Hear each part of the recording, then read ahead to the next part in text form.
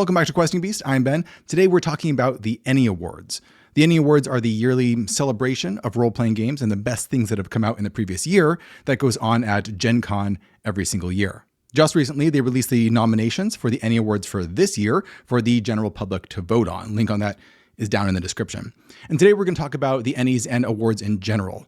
Do we actually need these? What good do they do? And my picks for which ENnies I think should win. Before we get started though, a reminder that I'm giving away a copy of the Japanese Rules Cyclopedia, a very rare and hard to find version of D&D, to one lucky subscriber to the Questing Beast newsletter. So if you're not already subscribed to the newsletter, you can do that down below and you'll be in the running. The books are very cool looking. I did a review on them pretty recently, and they are what D&D would look like if it was a 1980s anime. It's really neat. Go check it out. So the ENnie Awards, what are they? I know a little bit about them because I did win a couple of ENnie Awards a few years ago. I got a gold and a silver for the role-playing game Labyrinth, the Adventure Game, which was published by Riverhorse Press. I wrote about 80% of this. I did the whole adventure that is baked into it, and it won silver for best cartography and gold for best family game, which I was very happy about because it is a great family game. It's great to play with kids. I used to play it with students quite a bit. How the whole ENnies process works is that there are 5 judges, which are elected every year. And then these 5 judges choose what they think are the best products of the year in a bunch of different categories from a huge list of role-playing games, a huge palette of role-playing games that get sent to them by all of the different RPG publishers out there. And once they've selected what they think is the best, these are the nominations. And that goes out in a list for the general public to vote on. And not everyone is super happy about the fact that the ENnies are such a big deal. Now, the first complaint that I've heard is that there are always certain role-playing games every year that get passed over in the nominations, and that makes people really upset. I don't know if there's really a way around this, because you have these 5 judges, and they have their own personal tastes, their own personal styles. If there's a genre of role-playing games, and these judges don't like it very much, or they haven't played it, perhaps, then it's unlikely that books in that category are going to get nominated. And similarly, if a bunch of judges really like horror and mystery type role-playing games, then Call of Cthulhu is probably going to get a lot of nominations and other genres might not. The second complaint I hear is that once the judges have chosen their nominations, then it is the general public that votes on them, which turns it into a popularity contest. But it is inevitable that if there is a nomination that tons of people have played and that's really well known, it's much more likely to get a lot of votes. We've seen this in the past with Call of Cthulhu products. When they get nominated, they tend to overwhelm everything else because people know what Call of Cthulhu is. However, overall, I think the ENnies are really good for the hobby, and I think awards in general are good for the hobby for a couple of reasons. Number one, they do point out role-playing games that other people have missed. Every year when I look at the list of ENnie nominations, there's always a ton of books, often more than half of them, that I have never heard of before, and I try and keep up on the role-playing game scene pretty closely. This is really neat for me because it allows me to dig into them and to look up these games and see if I might like to play them, and I would never have done that otherwise. While the ENnies are always going to miss certain games that I like, they are going to also lift up a bunch of things that I do like, and I'm really happy about that, as we will see this year. The other big reason why I think the ENnies are a net positive is because it does help to legitimize our industry. Role-playing games are a very small niche, not only within the entertainment market, but even within the hobby gaming market. Anything that allows RPGs to stand out, and slapping a award-winning sticker on your book does help that, is going to be a good thing. If you're someone who has never played role-playing games before, and you go to the ENnies website and you just look up their list of gold-winning ENnie Award winners from the last 10 years or so, you're going to find some really good games. They may not all be my favorite games, but they're unlikely to be bad. So that being the case, let's take a look at what was actually nominated this year and what I think stands out among those nominees as the best products. Link to the actual voting form will be down below, so you can follow along and let me know in the comments what you voted for and what you think was the best product of the year. But before we do that, a shout out to today's sponsor. This video is sponsored by Into the AM, my favorite apparel company. Now, in the past, I've talked about how much I like their graphic t-shirts, and they have a lot of great designs that fit in well with D&D and Mothership and things like that. But they also have lots of other great products like these polo shirts, for example. If you go over to their website, you can see that they have up to 51% off on polo shirts when you buy them in these bundles. They always have really great deals going on, so it's worth checking back every once in a while to see what's new because their clothes are really comfortable, they're affordable, and they look fantastic. As usual, you should check them out using my link in the description because if you do that, you're going to get an extra 10% off on top of whatever deals they have going on, and you can get the best prices available. A big thanks to Into the AM for being such a great sponsor, and now let's get back to our video. All right, let's take a look at our Any nominees for this year. Our first category is Judges Spotlight winners, and these are ones that are picked out by judges individually as their personal favorite product that they want to spotlight for everyone to see. Our first one is Punk is Dead, a post-apocalyptic songwriting TTRPG. I have not heard of that one. Letters from the Dark Volume 8, Lucky Stars. Haven't heard of that either.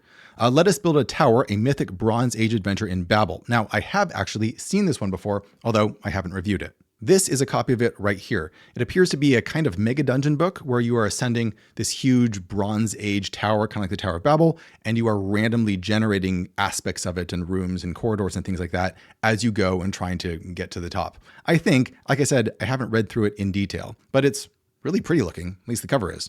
It has great production values. It has gilt edges around the edges of the paper. It has bookmarks. I think it's very OSR inspired. So out of these, I think this would be my personal top pick. The other options here are Darkhaven by Gooey Cube and Heroes of Cerulean, and like the previous ones, I have not heard of those, don't know anything about them.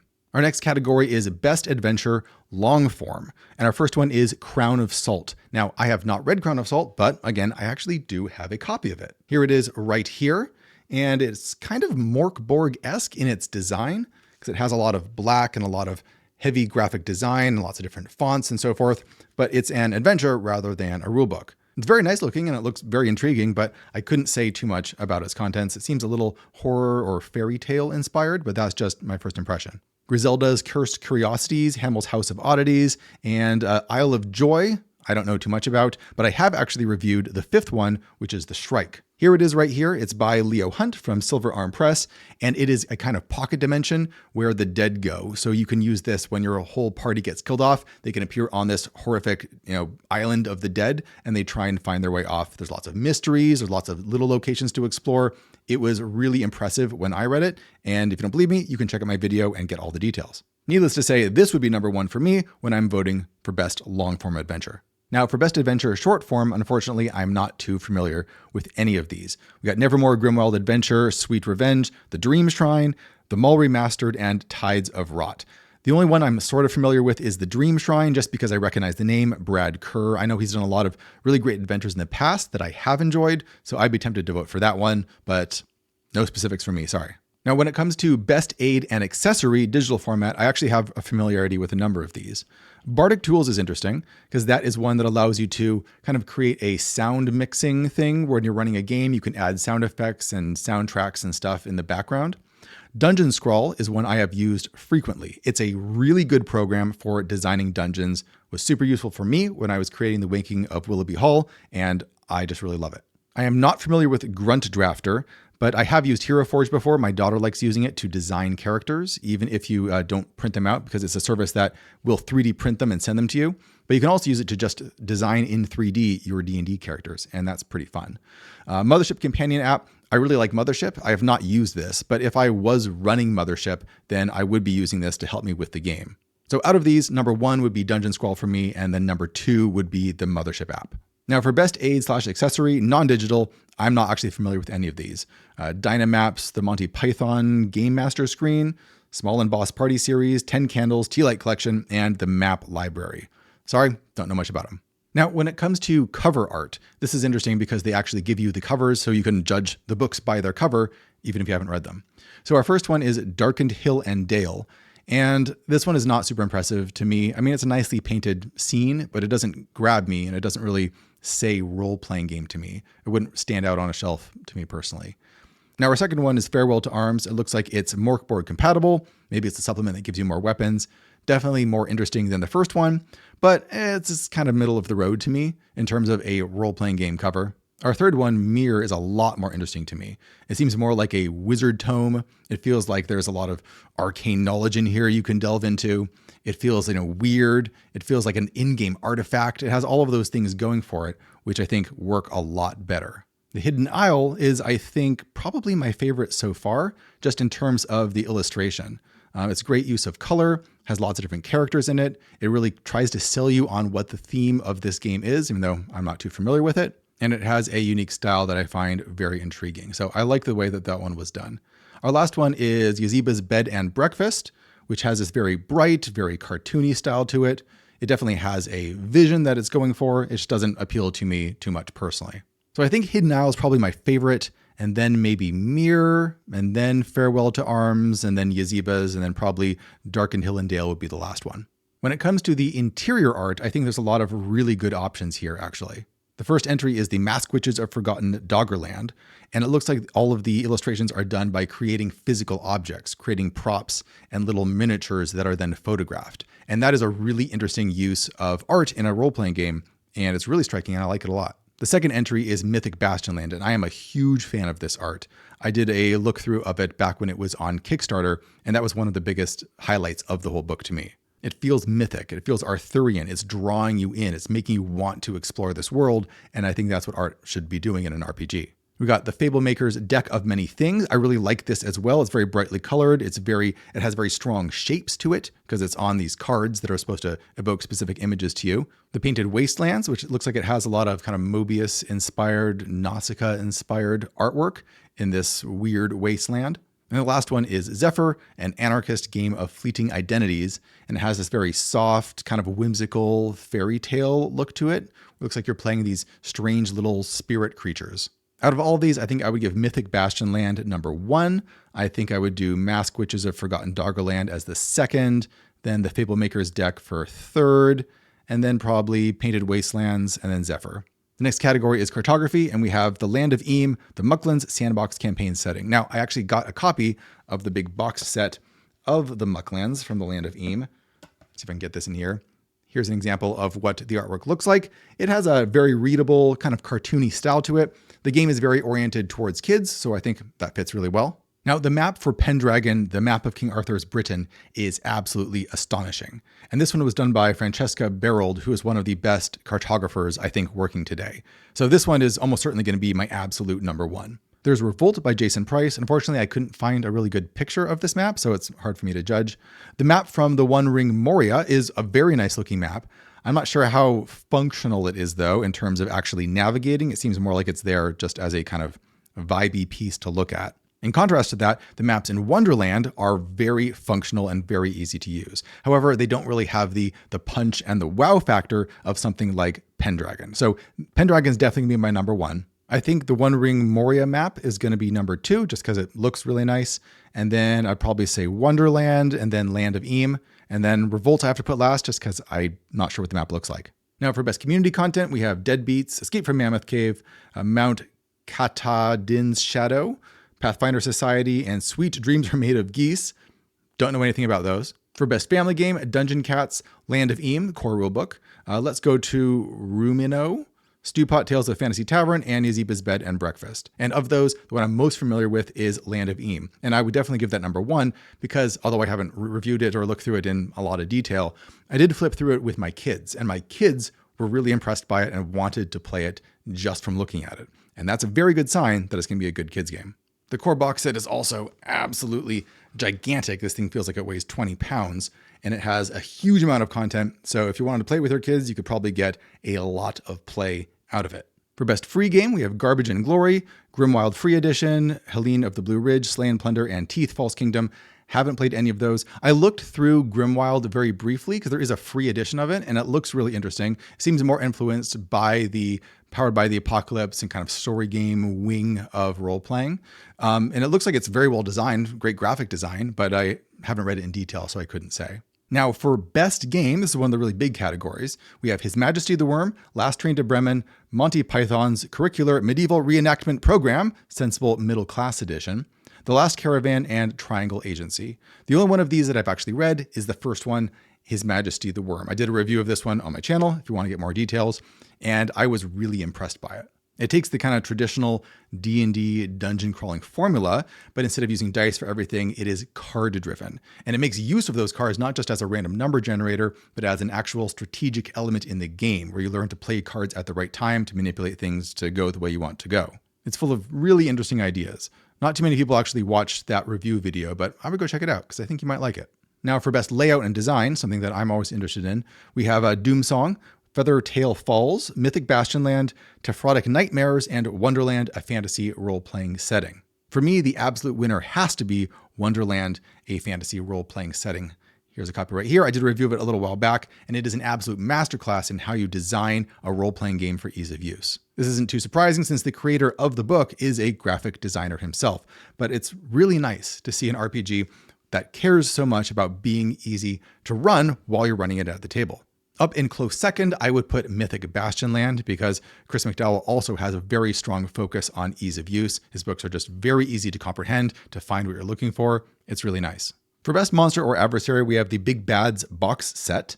We have Land of Eam, Uncle Ernie's Arm Summer Catalog, Wilderfeast, and again, Wonderland. Of the two of these that I'm familiar with, Wonderland and Land of Eam, I think I would put Wonderland first. It does a great job in taking the classic characters from Alice in Wonderland and kind of converting them into these strange creatures that function more within a D&D-like space. I would say Land of Eam is number 2. There's some fun-looking monsters in there that my kids really liked, and I couldn't say about the other ones.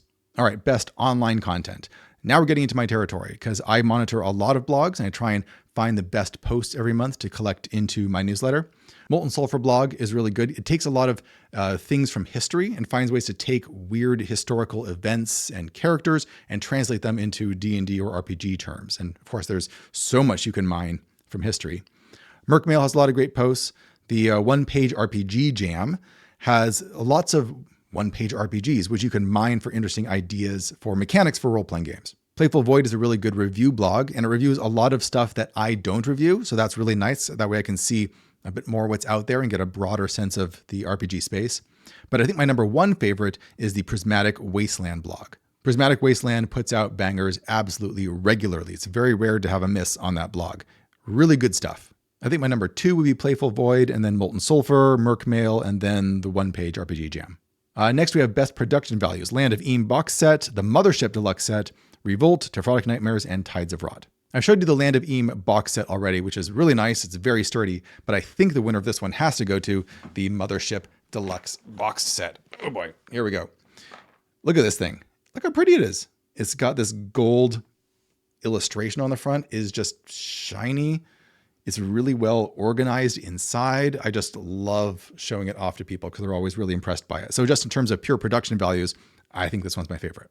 For Best RPG Related Product, we have a Pit Crawler's Progress, the album, H.P. Lovecraft's At the Mountains of Madness for beginning readers, Humblewood, For Want of a Nail, Playing at the World 2nd Edition, The Invention of Dungeons & Dragons, and Prismatic Wisdom, which is by the author of Prismatic Wasteland.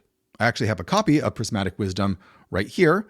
There we go. Although I have not taken a look through it yet, it is essentially a collection of the best blog posts from that blog put into a more easily readable format, similar to what we see in the Knock zines that I've reviewed before on my channel. My absolute top choice, though, has to go to Playing at the World 2nd Edition, The Invention of Dungeons & Dragons. John Peterson, the author of that book, is probably the preeminent historian of the origins of role-playing games. If you are at all interested in figuring out where RPGs came from and where D&D came from, you have to read Playing at the World. I read the first edition of the book. I don't have it with me right now, but the second edition expands on it and adds even more information, so I'm eager to check that out soon. For best rules, we have Dawn of the Orcs, His Majesty the Worm, Memento Mori Core Book, Triangle Agency, and Wilderfeast. My number 1 here would be His Majesty the Worm, because that's the only one that I've read, and I think the rules are genuinely really interesting. For best setting, we got Call of Cthulhu, Cthulhu Ireland, Doomsong, RuneQuest, Lands of RuneQuest, Dragon Pass, Settlers of a Dead God, and The Painted Wastelands. Painted Wastelands looks really interesting, and RuneQuest is always a very intriguing setting, but I don't know too much about any of these, to be honest, so I'll pass. The best streaming content category is interesting because it's just a catch-all for all of the other digital stuff. It says streaming content, but it includes things like podcasts and actual play and YouTubers, and I feel like those should all be separate categories. Our nominees are Soectrol Schemes, The Mystery of the Ballarat Ghost, Dice Exploder, Mystery Quest, Seth Skorkowski, and This Week in TTRPG Podcast. Number 1, of course, has to go to friend of the channel, Seth Skorkowski. I think he's actually won this category before, but what the heck, let's just give him another one. For Best Supplement, we have Arc-Veer, Mothership Warden's Operation Manual, Outgunned Adventure, Star-Crossed Love Letters, and The One Ring Moria Through the Doors of Durin. My number one choice for this has to be the Mothership Warden's Operations Manual, which I have right here. I did a review of this when I was looking at the big Mothership box set, and I think Sean McCoy did an absolutely awesome job in boiling down some of the most essential game mastering advice into this very easy to use, easy to understand format. You can tell he was thinking really carefully about what new wardens, new game masters for Mothership would actually need to run the game, and then presenting it in a way that would be easily digestible and they could just grab it and go. Now for best writing, we have the Monty Python RPG once again, The Bird Oracle, The Details of Our Escape, Triangle Agency, and Yazeba's Bed and Breakfast, but I haven't read any of those. Our last category is Product of the Year, and those options are Doomsong, Land of Eam, Memento Mori, Deathless Edition, the Monty Python RPG, Mythic Bastionland, Revolt, The Last Caravan, The One Ring, Moria Through the Doors of Durin, Triangle Agency, and Yazeba's Bed and Breakfast. For me, there's only one possible option here, and that is Mythic Bastionland. Chris McDowell has been an absolute innovator throughout the RPG world, and especially the OSR world, for a very long time. And I feel like Mythic Bastionland is kind of the culmination of that for him. It takes a lot of these OSR principles and makes them, once again, much easier to use than they were previously. It has a very strong theme, this very beautiful setting, fantastic art. It really makes you want to play the game. It pulls you in and intrigues you by just flipping through the book. So those are my picks for the ENnie Awards for this year. But as you've seen in this video, there's plenty of them that I know absolutely nothing about. So down in the comments below, make your case for what you think should win in each category. No matter what your opinions are, head down to the link below and vote. The bigger the turnout, the better when it comes to the ENnie Awards, because you want to have as many different voices as possible weighing in on what they think is best. I will be at the ENnie Awards when I'm at Gen Con this year, and I'll be very curious to see what all of you pick. Thanks for watching, everybody. I'll see you next time.